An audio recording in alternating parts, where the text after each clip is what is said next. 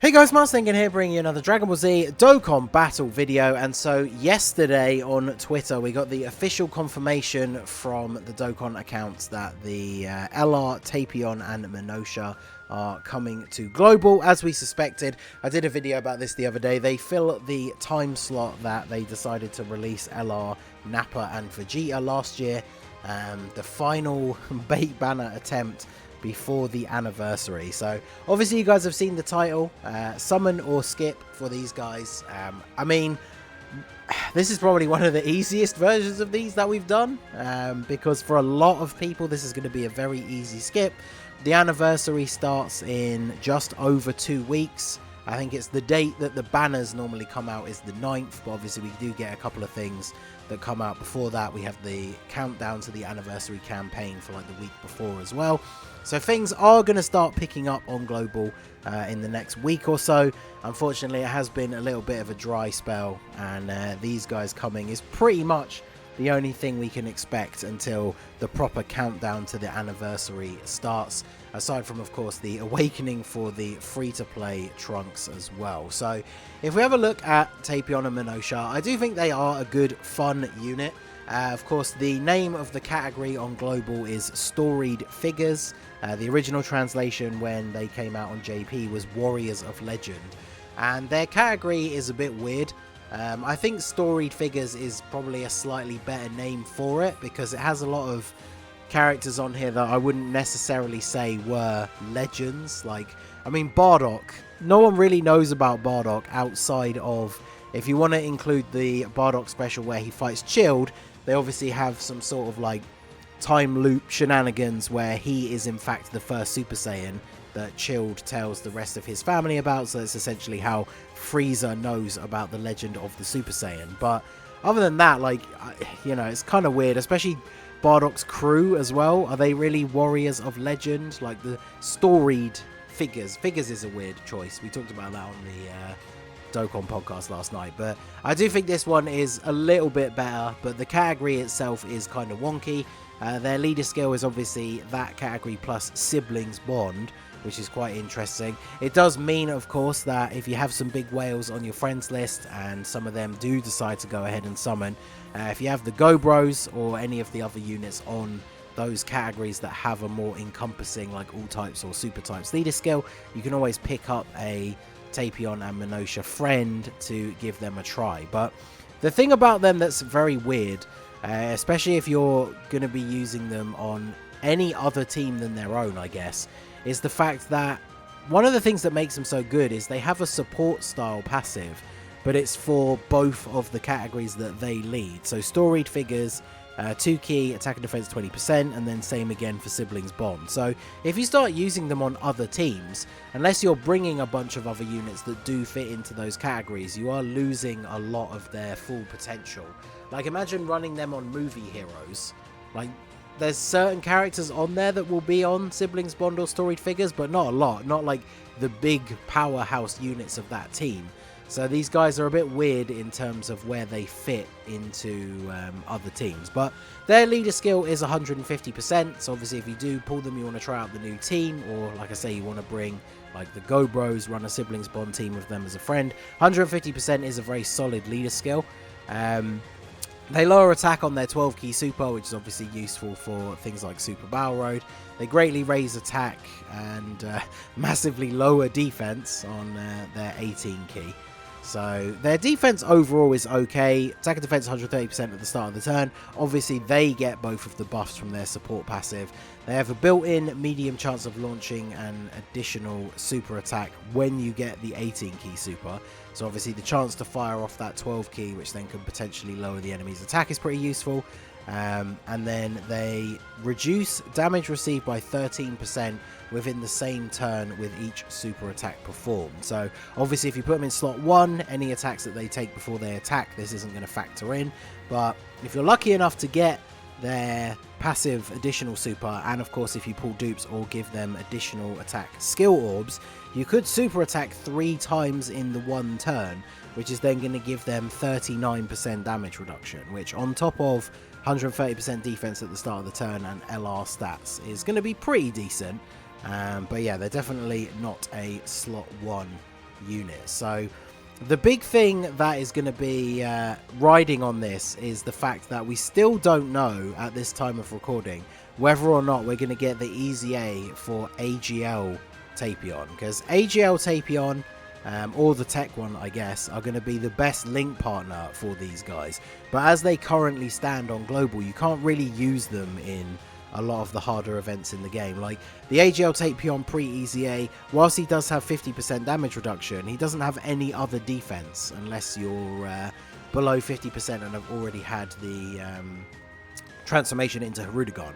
Whereas once he gets his EZA, he has 120% defense at the start of the turn, still has the 50% damage reduction, which is really, really good. So he becomes incredibly solid. I remember True saying he can take basically double-digit damage in the God event, which is obviously very good and coming to global very soon. So him getting his EZA is going to be a massive factor for how good these guys are going to be on global, because if they don't drop it, you're missing their best link partner for like tough events, right? Like if you want to take them into the legendary Goku event, the GT version, or like Extreme Super Battle Road for certain teams, not having their best link partner is going to massively impact them. And if you do choose to bring the AGL or EZA Tapion without them having an EZA, they're going to get absolutely destroyed. Whereas the whole point, this guy actually got EZA just before the LR came out on JP, because he's the perfect slot 1 unit, and then the LR is perfect to go in slot 2. So the biggest problem is, on the main page of the wiki here, you can see at the time of recording, Banner's going to come out in 16 hours. So for people in most parts of the US, it is Sunday evening for you. It's Monday morning for me, or I guess in the small hours of the morning if you're on the East Coast, I think, of America. But yeah, the problem is maintenance is in the news. So server maintenance is going to be going on from 4 PM PST, which for me is midnight, which the news update where we normally find out what the details of all the celebrations are going to be. So like the news update where they would announce the LR banner actually in game, they would announce, I assume, like the return of the Tapion story event, because that's where the Trunks Awakens and where you get the medals from. That's where they would announce that the AGL Tapion EZA is going to be dropping. But the problem is that maintenance starts at 4 PM PST and goes on till 11 o'clock. So actually the countdown that they show on the wiki, this is for the time that banners normally drop, which I believe is 10:30 PST, which is 7:30 AM for me. But the problem is 10:30 PST, the maintenance doesn't end until 11. So basically, the maintenance is going to end, we're going to be able to log back into the game, and then the LR banner is going to be up. And it's only then that we're going to find out whether the AGL Tapion EZA is coming, because nothing has been found in the most recent data download, and that's where we would get that information from. If they put in all of the EZA details, like the translated logo of the name of the EZA, all that kind of stuff, that would only come from a data download, which obviously they'll probably include all of that stuff with this maintenance on top of whatever else it is that they're doing. So unfortunately, we're not actually going to know basically until the banner is out whether or not Tapion is getting his EZA, and I think that is going to play a huge role in whether you should summon for them or not. Like I said, for most people, you're not going to summon for him anyway, right? Because we're right before the anniversary. You want to be saving all your stones for those ridiculous banners. They're full of Dokkan Fest LRs. Obviously, people still argue about it, but like AGL UI Goku and Int Blue Evolution Vegeta are two of the best units in the game after they release. So it doesn't make a huge amount of sense to be dropping a bunch of stones on this banner. If we have a look at the actual banner itself, it features both of the Tapions, but again, if they don't get their EZAs, they're pretty useless. This Trunks is pretty decent, and obviously the physical one got very, very good after his EZA, especially if he did pull the new Goten and Trunks. He works super well on their team. The Trunks that awakens into Trunks and Mai is pretty solid. These two Trunkses are okay. Weskai is a fairly decent support. Zangya is a very random unit to be on here, although obviously her and like Bojack and all those units are on the storied figures category. Same with Demon King Piccolo. So it's a typical legendary summon banner, right? Like, the banner's not very good. Most of the featured units are not units that you want to be pulling. You really only want to be pulling the main unit or any other LRs. Remember, of course, this is how the banner looked on JP. So because it came out after the anniversary, you've got the anniversary LRs in here. They're obviously not going to be on the global version, but the global version will have Super 17 because obviously he was the most recent legendary summon banner that came out. So he will be in the summon pool for this. And obviously they will not. They did add Jiren into the yellow coin shop when Super 17 came out, so there is the possibility that we will see Turles added to the shop, because I believe he's next in line. If they don't add him to the shop with the release of this banner, he should be added when the LR banner comes out during the anniversary. So I mean, really, at the end of the day, there is not a huge amount of incentive to summon on this banner unless you're a massive fan of Tapion. Like, Wrath of the Dragon, I know a lot of people really do like that movie. I think it's interesting. It strikes me as a very weird movie. It's kind of like it feels more like a sci-fi adventure movie that has Dragon Ball characters in it, because it's mostly about Tapion and Hirudegarn and like the legend and the Ocarina and all that kind of stuff.